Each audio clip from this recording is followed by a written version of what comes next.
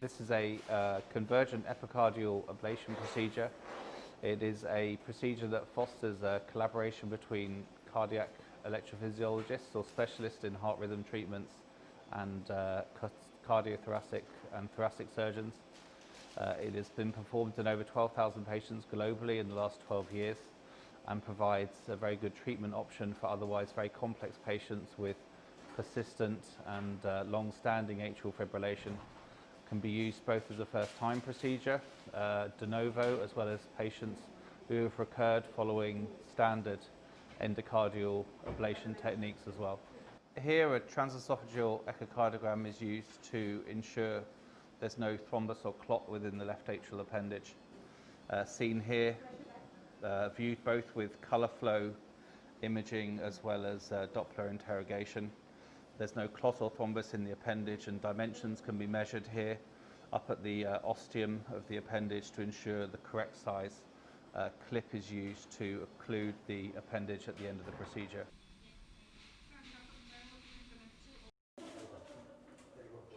We order a contrast-enhanced CT angiogram in advance of the surgery, along with a transthoracic echo, and the main purpose of this is to review the anatomy, both intracardiac and extracardiac, and to also exclude any clot that might be present either in the left atrial appendage or in fact within the cardiac chambers themselves. The cardiac chambers will be manipulated during the time that we're doing the ablation on the posterior wall of the left atrium. And so it's quite nice. We have dual reporting here with a radiologist and with a cardiologist with 3D reconstruction on CT.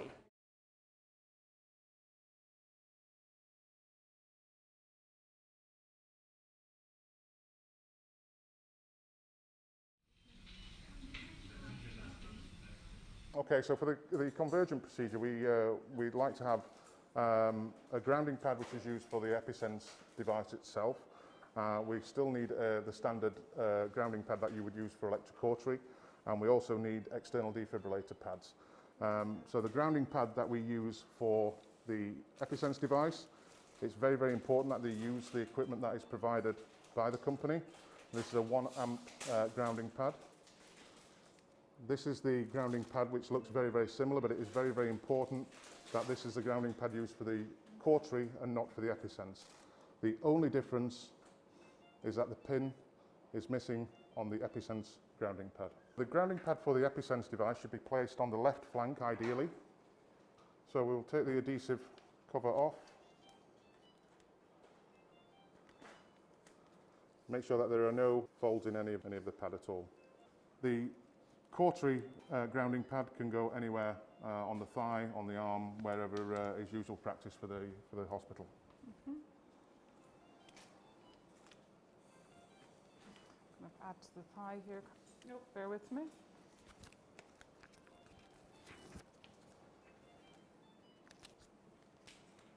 The anterior chest defibrillator pad will go on the right side of the sternum, maintaining access available to the sternum if required.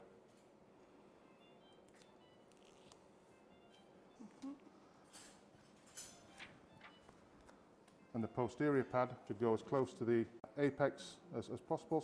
So following positioning of the patient, we have a skilled intensivist, thoracic anaesthetist, putting the patient to sleep and prepping the patient for surgery. There's a double lumen tube that goes in. That facilitates single lung ventilation when we're doing a left FATS approach for the left atrial clip later on. We have central line access and arterial line access with insertion of a urinary catheter. It's important that we give the right medications to optimalize prep the patient, including antibiotics, 2 grams of magnesium, and 40 milligrams IV of a PPI. And lastly, once the TOE has confirmed that there's no clot and we can go ahead, we remove the TOE probe in the initial stages of the procedure and we insert an esophageal temperature probe. When we talk about the episense cannula, this is what we're talking about, okay? So as it comes in the packaging, it actually comes with a little, what we call a Christmas tree attached to the end, and the 3-way tap is separate, okay? So the first thing that you need to do is actually cut the plastic to take the device out of the packaging, as opposed to trying to pull it out. You won't be able to pull it out. So once you've got the device out, take the little Christmas tree off, put your three-way tap back in, and then add your Christmas tree back onto the end of your three-way tap. It's very, very important that this wire is kept sterile on your top table.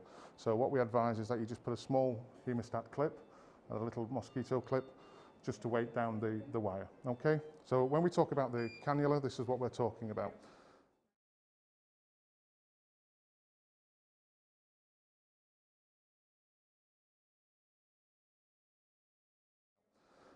During the procedure, Professor Edmund will ask you to sometimes pull on the wire, and when we pull on the wire, that means you actually just pull on this wire here when she's trying to position the device. With this device, you will be attaching your normal waist suction that you would normally use with your Yanker sucker. It doesn't have to be low suction, what you would normally have for low suction for chest drains. It's just your normal waist suction, okay? So what we do when we're positioning this device is you will have the suction turned on, so it's taking all the pericardial fluid out of the area. You're visualizing through this cannula, so you're actually putting your endoscope, your 5mm 0-degree scope. It has to be a 0-degree scope, 5mm or up to 7mm. You cannot use a 10mm scope through here. So you're visualizing through here, and you're also passing the episence catheter, which we'll show you in a second, through here to position to do the ablation. During the ablation, this cannula will need to be turned off, so that will be the responsibility of either the first assistant or the scrub practitioner. So when we talk about the episence catheter, this is the episence catheter that is actually going to be doing the ablating.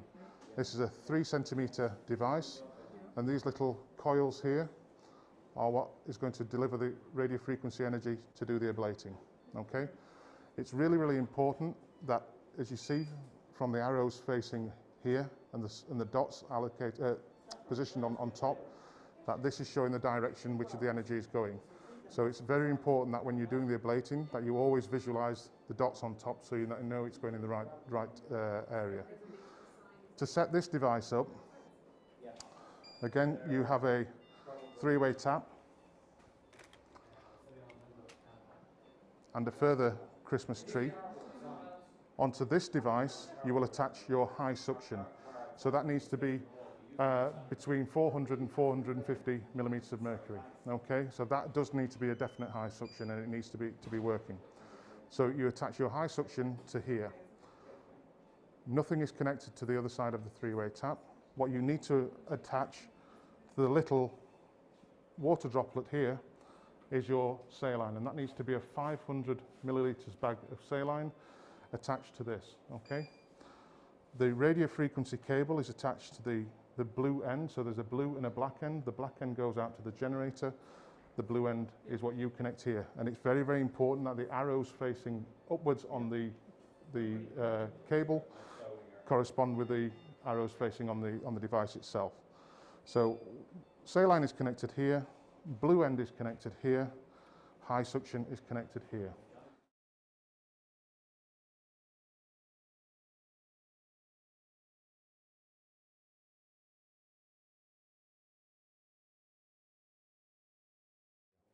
It's very, very important when you're ablating. So this is actually going to be sucked onto the back of the heart before we do the ablating. So it's really, really important at the end of the ablation that is turned off before it is moved. Okay? You don't want to be moving this while the suction is on at all, or you can potentially damage the heart. So the responsibilities of you, Professor Edmund, and the first assistant is who will be doing the high suction, who will be doing the what we will call the low suction for the cannula. When you've connected your saline up and your high suction to this, you need to prime the device before you do any ablating. Okay, so once you've connected the water droplet saline here, turn it completely on. Okay, it won't drip out. Just turn it completely on. You then turn your high suction on. Place this onto the back of your glove. And make sure you've got a vacuum. You'll be able to feel it against the back of your glove. And you want to see that the saline is tracking up the device. And when you remove this after about 10 seconds, there should be some saline on your glove. Okay, that's really, really important. When we're ablating, another important point is that this needs to be perfusing. So the idea of the saline going through this device is that it keeps the device cool. So that will drop on the saline, on the 500 bag of saline, 1 drop per second. So you need to keep an eye and make sure that that is dropping at least 1 drop per second, though you know that you're cooling the device during the ablation. So the patient is now being positioned for what is a 2-stage procedure, and I'm just going to show you the second stage of the procedure. It's very important to get this right. This is a left FATS or thoracoscopic surgery when we're applying the left atrial appendage clip. We at the moment have a bag that's inflated. This will deflate for the first stage of the procedure, but just to show you, with it inflated, it allows me to raise or elevate or slightly tilt the left side of the body. So we removed the TOE probe. We're happy that there's no intracardiac clot. We're now positioning the esophageal temperature probe. It's important to get to 3-center esophageal temperature probe so that you don't need ongoing IR support with repeat screening and repeat exposure during the case.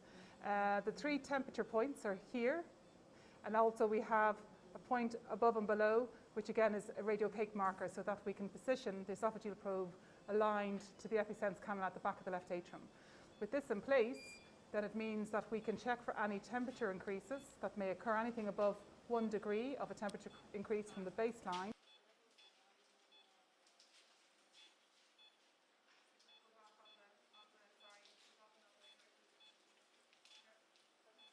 The episence coils are here.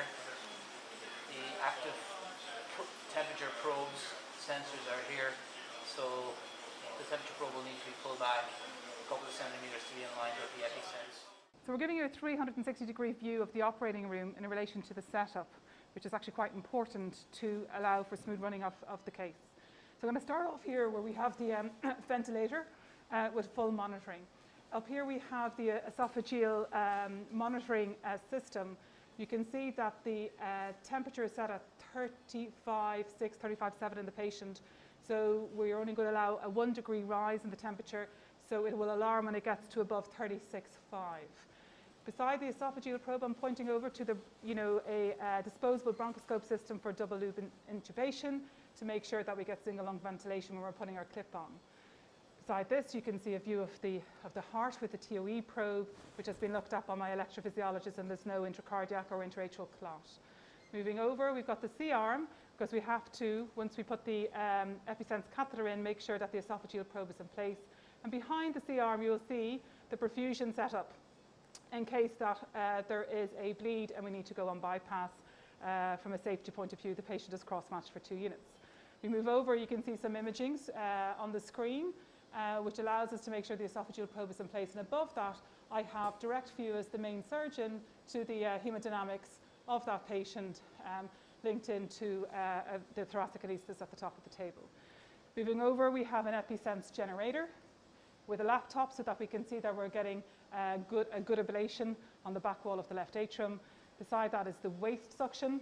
And below the ligature device, you can see that there's high suction, which we mentioned earlier on, similar to doing off-pump bypass, where you're looking at a suction application of the episence catheter about 400, 450 millimeters of mercury. We move over, we've got our corollary set up, and as you come right around the table following the theatre's setup, of which we have a 0 and a 45-degree angle camera available, 0 degree for the xiphoid incision, 45 degree for the left FATS incision. You can see that we've got the camera stack, and what's important to me is that both myself and my surgical assistant can see at all times. So I've got a view, and the surgical assistant has a view on both sides. We need CO2 insufflation available when we're applying the left FATS approach, left atrial appendage clip. For the subxiphoid convergent approach, you want to identify the xiphoid process. You want to create a pericardial window so that you can actually create access to that posterior left atrium and have a nice shallow angle. Some physicians will remove the xiphoid process to make that access easier. You want to make sure that the pericardial window is created just above the bifurcation between the pericardium and the diaphragm, giving you a nice shallow angle to that posterior left atrium. That allows you to insert the cannula and be able to create that space so you can visualize the different structures such as the IVC, the right inferior pulmonary vein, the right superior pulmonary vein, the left inferior pulmonary vein. The superior pulmonary veins a lot of times will not be directly visible, but sometimes if you can get up as high as possible, you can see that. You want to pre-shape the ablation device before you insert it through the cannula so that you can actually access it and advance it, deflect it off the pericardium up as high as possible to approach those posterior pericardial reflections along that roof of the left atrium. Which is slightly bigger incision today.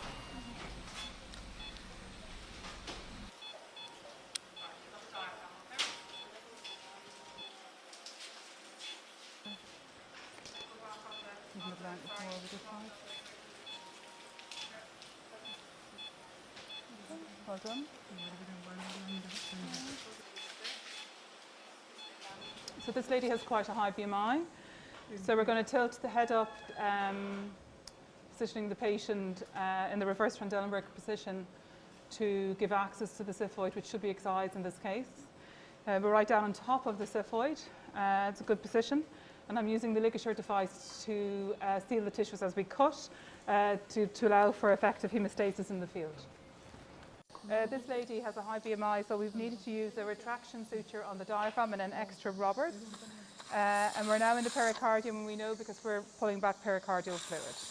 I'm now going to use the ligature to open a hole in the pericardium to allow for entry of the episence device. So we're ready to put in the episence cannula to position things. It's important that we have a 500 ml saline bag, which is dripping through the episence cannula. And that's critical that you can always see it dripping through. And the system is now connected. We've got high suction, which will go onto the heart, and low suction, which is used for wastage. It's very important that you label what's high and what's low, which is what we've done here. As you can see, this is our high suction. And you give the instructions to either the surgical assistant or the theatre nurse assistant about who's monitoring which, whether it's high or low. They both get a job out of this. I'm about to put the episence cannula through. It's very important that it's in the right position. So as you can see here, we've got the blue tip at 6, and we've got the opening, or the cleft, at 12. The wire has been pulled back. I'm putting in a 0-degree scope, and we're gaining access into, through the pericardium, into the pericardial space to the back of the heart. The high suction and low suction have been both labelled, and the low suction is on, which is waste suction, to take away any excess pericardial fluid as we go through into the space. Happy? Okay, so as we go through, we might need to have overhead lights off, actually. I can see the heart beating on the screen over here.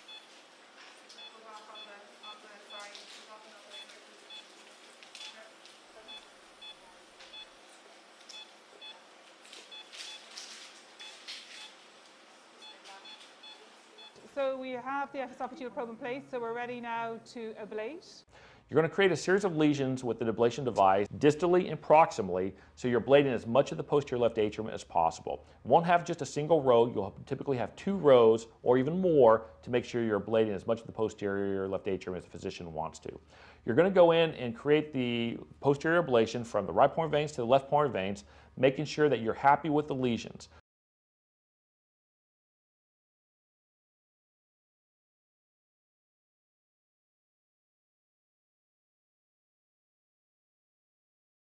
So this is the episence generator, and this is a laptop which essentially replicates the data which is generated from the generator into a graphical form. What we see on the generator, on the top left corner, is the power in watts. The device will attempt to deliver 30 watts over 90 seconds. The bottom left corner is the impedance. The normal impedance for atrial tissue is between 70 and 120 ohms.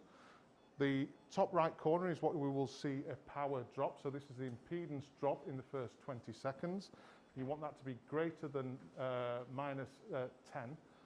And the bottom figure on the right-hand side is the time. So the generator is now delivering 2930 watts. The figure is greater than 10%. It's more 18% currently. The time is obviously continuing in the bottom corner, and the impedance is within the normal range. On the laptop, what you are seeing is the blue bar is actually the power delivered. The yellow line is the impedance that is measured, and you can see that there's an initial drop in the first 20 seconds, which gives you the figure in the top right corner. Just to mention, while you're ablating, it's very, very important that the device is perfused while you're ablating, and that's dripping at 1 drip per second.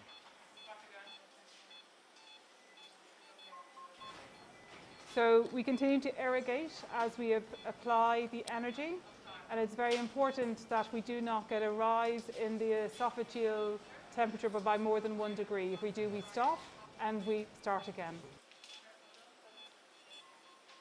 So we're applying the energy for 90 seconds, and we're getting a good trace here, so hopefully we'll get a good lesion on this stage of the procedure.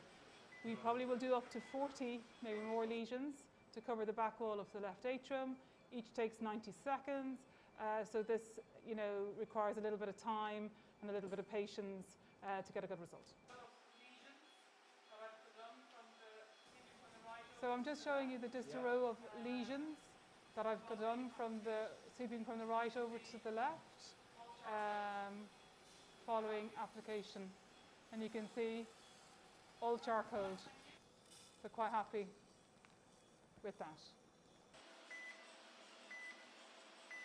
So we're just finishing our last ablation.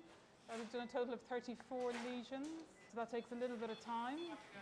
We're going to close, no drain, I just do a pico dressing on top, and then we're going to move to the second stage of the procedure, the left fats.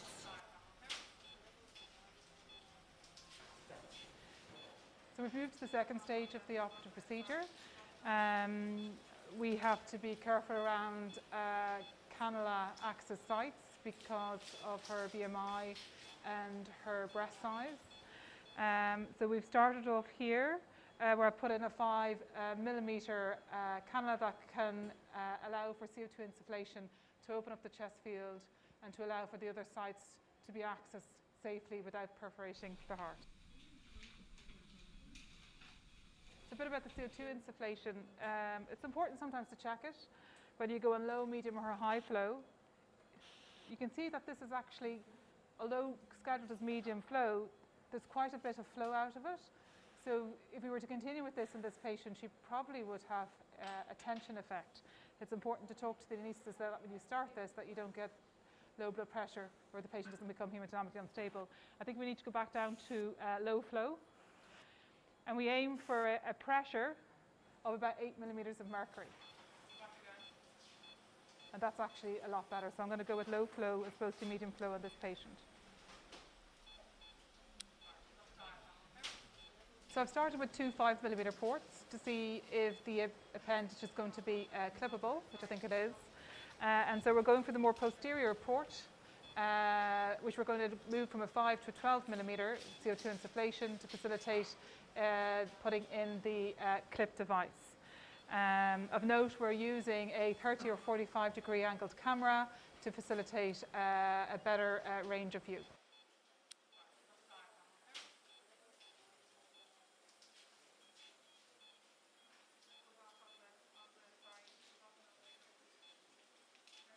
So we're putting in the AtriClip device, and we can manipulate the device or reticulate the device by going from locked to unlocked, and then I can move up and down and side to side to facilitate the clip going on appropriately with TOE guidance with my EP cardiologist.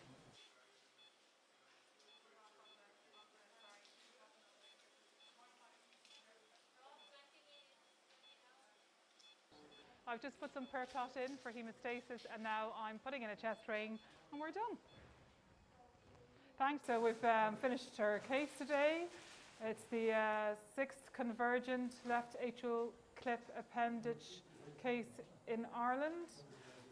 We have put the patient back into normal sinus rhythm with a cardioversion at the end, and we are hoping that she will stay in sinus rhythm so she doesn't have any of the ongoing issues with atrial fibrillation, whether it's medication-related side effects or whether there's the risk of clot or long-term dementia. And the other reason is to give her good symptom control. She gets back good exercise tolerance. She's really keen to get into a weight reduction program. And the last thing of all, with a clip applied, it reduces the need for anticoagulation and reduces the risk of clot formation leading to any TIAs or strokes. So hopefully, both short term and long term, we can give this lady back a quality of life that she's looking for.